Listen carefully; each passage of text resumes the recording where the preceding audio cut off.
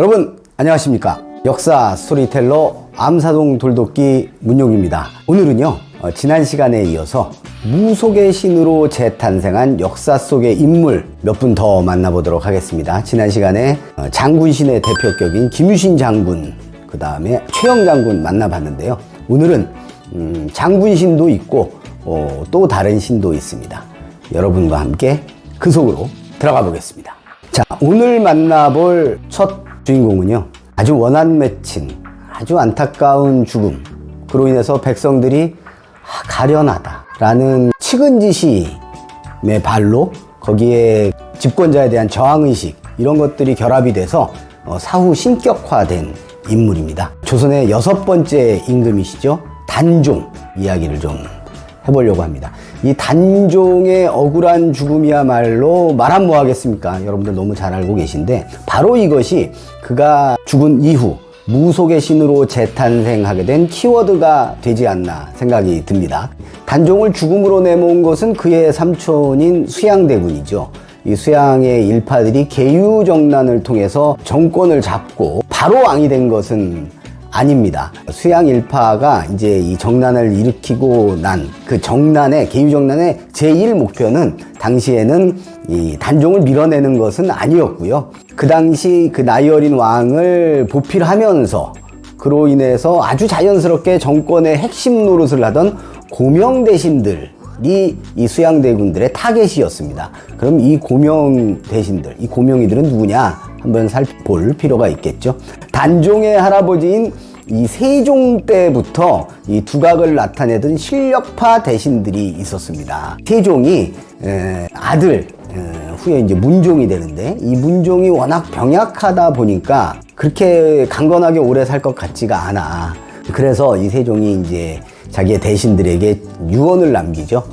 우리 아들 좀 잘 부탁한다, 이렇게 되는 거고, 이 문종 역시 이들에게 그러니까 삼촌들에게 일찍 죽으면서 우리 어린 아들 좀 잘 부탁해요 삼촌들, 이러면서 돌아가시게 됩니다. 이때 그 명을 직접 받던 주요 인사들이 바로 고명 대신들인데, 이 임금의 유언을 직접 받들다 보니까 국정 전반에 관한 일처리들이 자연스럽게 이들에게 집중이 됩니다.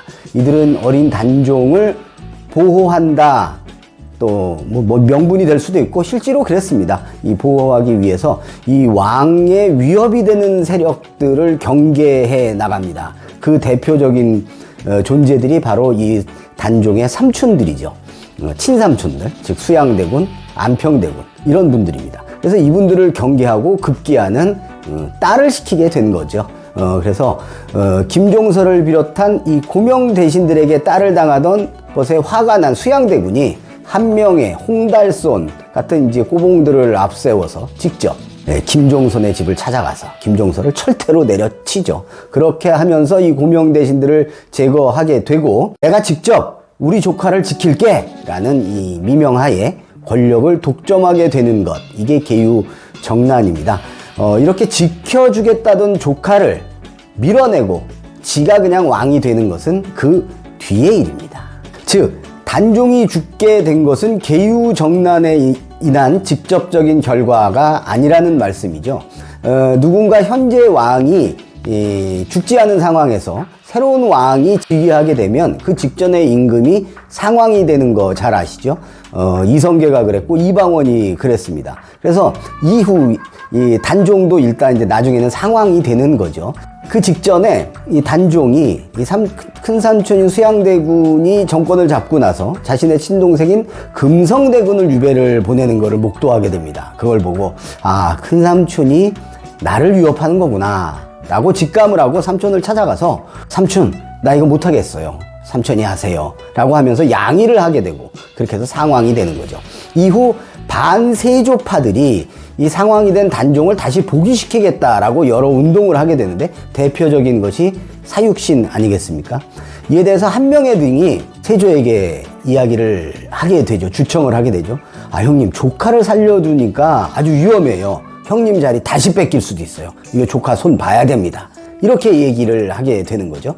그래서 단종이 급기야 영월에 있는 청령포로 귀양을 가게 되고, 그 당시에 또 다른 곳에 귀양을 가 있던 금성대군이란 또 다른 삼촌이 단종을 복위시키겠다라는 플랜을 비밀리에 짜고 시도를 하다가 발각이 되는 사건이 발생을 하게 되니까 진짜 단종의 생존, 살아있는 단종이 큰 위협이 되는구나 나에게. 그러면서 이제 사약을 내리게 되는 거죠. 단종은 이렇게 억울하게 죽게 되는 겁니다. 그러다 보니까 단종의 죽음은 무척 억울한 죽음이다. 왕위를 찬탈한 수양대군이 우리는 싫다. 그 어린 게 너무 불쌍하다. 영원히 남아 신이 돼서 좀 편히 살아라 라는 식의 이 민중들의 바램이 생겨나게 되고, 그것이 바로 단종을 사후에 신이 되게 만드는 것입니다. 그렇게 죽은 단종은 원혼이 되어서 백마를 타고 태백산으로 들어갔다고 합니다. 그리고 그를 백성들이 이제 신으로 모시게 되는 거죠. 그가 죽고 난 후 약 15년 정도가 흐른 시점부터, 그러니까 성종 임금 때가 되겠네요. 이때부터 단종을 모시는 무리들이 본격적으로 등장을 하게 됩니다. 특히 단종을 가뭄에 비를 내려주는 신으로 추앙을 하게 되는데요. 백성들 입장에서는 어린 왕이 그 무서운 세조보다는 우리 백성들의 삶을 좀 더 보살펴주지 않겠느냐라는 기대감의 발로가 작동을 했던 것 같습니다. 그리고 16세기 중종 임금 때가 되면요, 이 죽은 단종에 대한 이 지역 무신화가 본격화가 됩니다. 이때 이 당시에 영월에 부임한 군수, 그러니까 사또 3명이 연달아서 급사하는 그런 사건이 발생을 합니다. 그리고 때마침 전염병까지도 지역 내에서 이제 돌게 됐다고 하는데, 그래서 백성들이 이제 이런 생각을 하는 거죠. 이런 안 좋은 일이 일어나는 게 다 단종의 원혼을 우리가 잘 모시지 않아서 살을 내린 거다, 벌을 내린 거다라고 생각을 이제 백성들이 하게 되는 거죠. 그래서 이제 당시 영월 백성들이 이제 영모전이라는 사당을 짓고요. 거기에서 단종의 원혼을 달래고, 그 과정 속에서 단종이 영월 지역의 무속신으로 뿌리 내려지게 되는 겁니다. 지금도 적지 않은 영월 지역의 어르신들은 집안에 대소사가 있은 후에 이 청룡보나 단종비 앞에 가서 잘 보살펴 주셔서 요번에 우리 집안일 무사히 잘 치렀습니다 라고 인사를 드린다고 합니다. 이후 영월 인근 태백 지역까지도 단종을 지역신으로 추앙하는 풍습이 생겨났습니다. 자, 이번에는 장군신 한 분 또 만나보려고 하는데, 장군신 중에 가장 유명한 분입니다. 남이 장군입니다. 남이 장군. 이 남이 장군도 젊은 나이에 그 뜻을 펼치지 못하고 정적들에 의해서 한 맺힌 생을 마감하게 되는 그런 인물입니다. 남이는 이 20대에 이미 지금의 장관 벼슬을 지낼 정도로 아주 전도 유망했고요. 그런데 당시 이 신진 세력, 이 남이가 신진 세력의 대표 주자였는데, 이런 젊은 신진 세력들의 부상이 가장 싫은 존재들이 있었습니다. 바로 늙은 보수 기득권층들입니다. 이 꼰대들이 누구냐 하면은요, 세조하고 같이 쿠데타를 일으켜서 권력을 차지한 무리들입니다. 한명의, 신숙주 등이 대표적인 인물이죠. 세조가 죽으면서, 세조가 이제 이 쿠데타 동지들보다 먼저 죽게 되는데, 죽으면서 우리 아들 좀 부탁해 라는 유언을 또 남기게 됩니다. 이후 왕위에 올랐던 예종이 다소 문약하고 나이도 좀 어렸어요. 그래서 이 아빠 친구들이, 삼촌들이 네 아빠가 너 보살펴 주래 이러면서 이 새 임금의 주변에서 권력을 독점하게 됩니다. 이들을 원상이라고 하거든요. 원상. 이 꼰대들이 국정 전반을 장악하고 막 서류 사인도 이제 자기들이 그냥 편한 대로 막 합니다. 자기들이 하고, 전하 이겁니다, 아셨죠? 뭐 이런 식으로 정치를 하게 돼요. 이때 이들의 대항마로 떠오른 젊은 신진 세력의 대표 주자가 바로 남이 장군, 그리고 종친이었던 구성군이었습니다. 이 꼰대들과 MZ세대의 권력 싸움이라고 볼 수 있는데, 이 싸움에서 MZ세대가 완패를 하게 되고, 그 대표 주자였던 남이가 영모로 몰려서 사형을 당한 것이죠. 이 백성들 사이에서는요, 이 원한에 사무쳐서 죽은 원혼을 잘 달래주고 신으로 모시게 되면 우리 스스로들이 무탈하다라는 의식이 있었다고 합니다. 바로 그 점이 이 남이 장군의 신격화가 가능하게 한 요소였던 것 같고요. 이런 남이 장군이 본격적으로 백성들의 신이 되기 전에는 다소 부정적인 이미지의 원혼, 아주 원한 맺힌 혼으로 먼저 알려지기도 했습니다. 처음에는 좋은 신이 아니었다는 거죠. 이제 죽어서 진해로 변했습니다.